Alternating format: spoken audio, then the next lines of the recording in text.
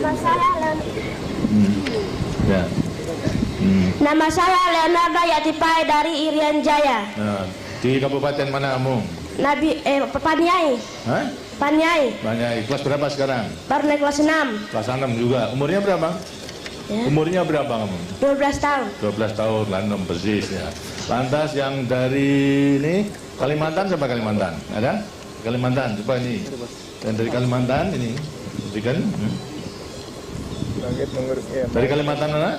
Kalimantan Selatan. Kalimantan Selatan. Sudah kelas berapa? Naik kelas 6. Kelas 6. Kelas 6.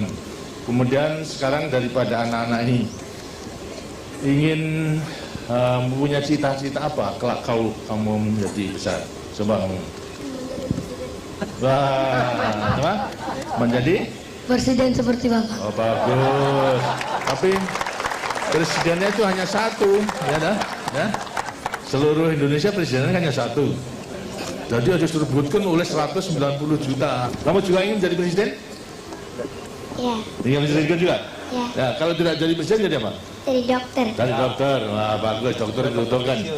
Sekarang dari antara anak-anak apa yang ingin menyampaikan sesuatu pada saya? Coba tanya. Nah, sana ini berbicara. Tanya, ini, berikan sana. Ya. Apa yang ingin sampaikan pada saya? Nama saya Erwin Rahadi dari Nusa Tenggara Barat. Nusa Tenggara Barat NTB. Dari kabupaten mana?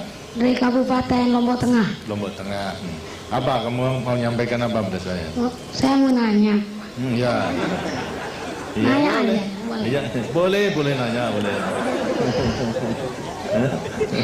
Tidak usah malu-malu. Apakah orang cacat itu bisa jadi dokter, Pak? Dokter? Bisa. Kenapa tidak bisa? Yang cacat kalau kecuali cacat mental barangnya tidak bisa. Tapi kalau cacat tubuh pasti bisa. Karena juga ada mulai apa? Kalau cacatnya mulai kecil itu adalah bisa belajar. Bisa membaca, menulis, misalnya cacat buta seperti Helen Keller saja. Itu juga lantas menjadi pemimpin dunia ini. Itu juga cacat. Itu. Jadi bisa asalkan mau belajar. Lantas belajarnya ada huruf sendiri kalau orang orang cacat mata buta itu ada hurufnya sendiri. Jadi bisa gitu. Tidak perlu khawatir. Tadi ada anak-anak yang cacat tadi, ya tidak perlu khawatir bahwa sholat cacat itu lantas tidak ada gunanya. Masih ada gunanya. Yang penting adalah semangatnya, semangat belajar, nanti semangat mengabdi kepada negara dan bangsa, itu. Dan semangat untuk menolong sesama manusia. Semuanya bisa dalam batas kemampuannya masing-masing. Karena itu mulai kecil harus sudah mempersiapkan dirinya mempersiapkan itu. Mas, ya, siapa lagi? Ya, coba. Nama saya Ruri Prihatini Lubis dari Sumatera Utara, Kota Madia, Medan. Ya, Horas. Horas ya. Pak, saya mau tanya, berapa jumlah penduduk Indonesia sekarang yang tinggal di garis kemiskinan? Kemiskinan seluruhnya 190 juta rakyat Indonesia yang masih hidup di bawah garis kemiskinan. Sekarang tahun 93 kita sensus itu masih 25.900.000, 25,9 juta rakyat Indonesia. Dan banyak yang menempati kurang lebih 20.666 desa tertinggal. Masih banyak ada? Banyak, Pak. Tapi juga yang sudah kita entaskan daripada kemiskinan sudah banyak. Itu selama 25 tahun ini dari 60% sekarang tinggal 13%. 13% dari jumlah yang sudah lebih tinggi. Jadi sudah banyak yang kita tertolong, tapi masih ada yang juga belum menikmati pembangunan itu, masih hidup di bawah garis kemiskinan. Karena itulah kita memasuki Pelita 6 itu berjuang untuk mengentaskan mereka. Di antara anak-anak pun juga nanti bisa membantu di desanya masing-masing, ya. Nah, kita. Terima kasih, Pak. Baik. Siapa lagi? Siapa lagi? Ya, nih, kamu jadi presiden, kamu tanya lagi. Nama saya Andi Faisal Patajangi, berasal dari Kabupaten Bone, Sulawesi Selatan. Oh, gitu Selatan. Saya mau tanya, sejak kapan Bapak bercita-cita menjadi presiden? Wah, ini ya. Sebenarnya kalau terus terang karena kehidupan saya dulu, Bapak dulu pada waktu dalam penjajahan sangat menderita. Sekolah aja dapat dikatakan mudah gitu. Satu desa itu yang sekolah hanya saya sendiri, lainnya tidak. Begitu pula mengenai keadaan dan kehidupan pada waktu itu memang tidak mudah. Tidak hanya sekolah, tapi untuk hidup sehari-hari pun juga susah. Tidak seperti sekarang, kamu itu sudah menikmati daripada hasil perjuangan dan hasil pembangunan. Cita-cita saya pada waktu itu hanya ingin berjuang saja, berjuang untuk membebaskan diri dari penjajahan. Dan telah berhasil, sekarang berjuang untuk mengisi kemerdekaan itu. Jadi terus terang saja, dulu saya tidak mempunyai cita-cita menjadi presiden, gitu. Nah, jadi hanya kemudian secara kebetulan, kemudian di tengah jalan berjuang ini, rakyat mempercayai pada saya untuk menjadi presiden. Itu jadi lain. Kalau kamu boleh cita-cita, tapi dulu saya tidak mungkin untuk bercita-cita menjadi presiden itu tidak mungkin, gitu. Tapi toh di tengah jalan perjuangan Tuhan mengizinkan pada saya dengan dukungan rakyat saya menjadi presiden, gitu. Ya, terima kasih. Terima kasih. Lagi, ya. Ini, segitu nih, coba. Apa? Nama saya Hamli dari Provinsi Sulawesi Tengah, Kabupaten Bangkai. Saya mau tanya, mengapa presiden di Indonesia cuma satu, padahal Indonesia sangat luas? Ya terang gitu. Nanti kalau presiden itu hanya satu untuk memimpin negara dan bangsa itu. Kalau sampai 2-3 itu, nanti lantas tidak bisa berjalan dengan baik. Banyak pemimpin, banyak kapten, kemudian lantas ya negara menjadi rusak gitu. Tapi terang bahwasanya presiden yang satu ini hanya melaksanakan apa yang diputuskan oleh rakyat, ya, melewati MPR menentukan garis besaran negara. Walaupun satu, tapi sebetulnya terikat kepada garis besaran negara, terikat kepada Pancasila, terikat pada Undang-Undang Dasar 45. Jadi memang tidak boleh, menurut undang-undangnya memang hanya satu, tidak boleh satu aja hanya untuk 5 tahun. Setelah 5 tahun boleh dipilih lagi untuk berapa? 5 tahun. Setelah 5 tahun, kemudian lantas pertanggungjawaban bisa juga dipilih lagi untuk berapa? 5 tahun. Begitu seterusnya, ya. Nah, kenapa kamu tanya begitu? Kenapa? Siapa kamu tanya begitu?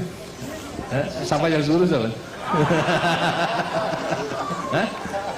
Karena hanya ingin tahu saja.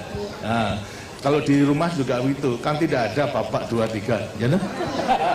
Bapaknya kan yang satu toh. Nah iya, yang memimpin rumah tangga ini bapak, hanya satu juga. Ya.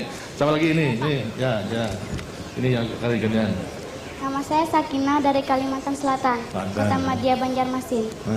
Saya mau tanya Pak, apa wanita itu bisa jadi presiden? Bisa sama hanya itu, sama, boleh. Dan harus sekolah di mana Pak? Hah? Ya, sekolah sama saja. Persyaratannya menjadi pemimpin yang mampu menguasai ilmu, pengetahuan dan juga bertabiat baik itu, serta berpegang teguh kepada dasar-dasar perjuangan kita. Pancasila, Undang-Undang Dasar 45, garis besar negara, dan mengabdi kepada negara dan bangsa. Jadi boleh saja itu. Kamu juga boleh menjadi cita-cita menjadi presiden. Kalau tidak menjadi presiden Republik Indonesia, yang menjadi presiden salah satu perusahaan itu bisa. Ya, banyak. Kalau presiden perusahaan itu banyak, tidak hanya 1-2, tapi banyak, gitu ya. Ya. Kamu di? Nama saya Irtada dari daerah istimewa Aceh, Kabupaten Aceh Tengah. Saya mau tanya, apakah hobi Bapak waktu kecil?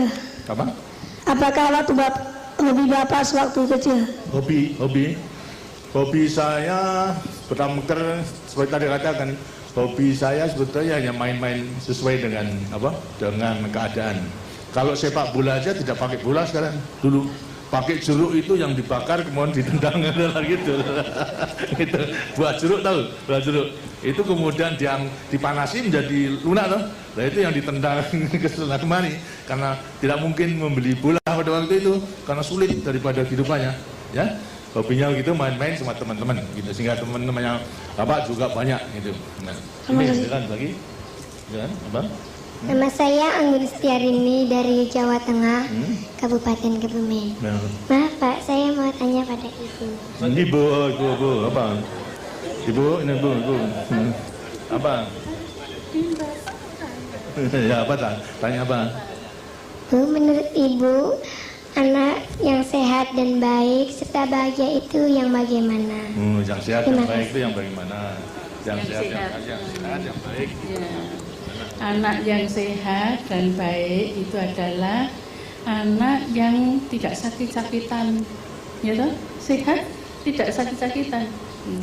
Yang baik itu yang selalu berbuat baik dan takwa kepada Tuhan Yang Maha Esa, berbakti kepada orang tuanya, dan berguna bagi nusa, bangsa, dan negaranya.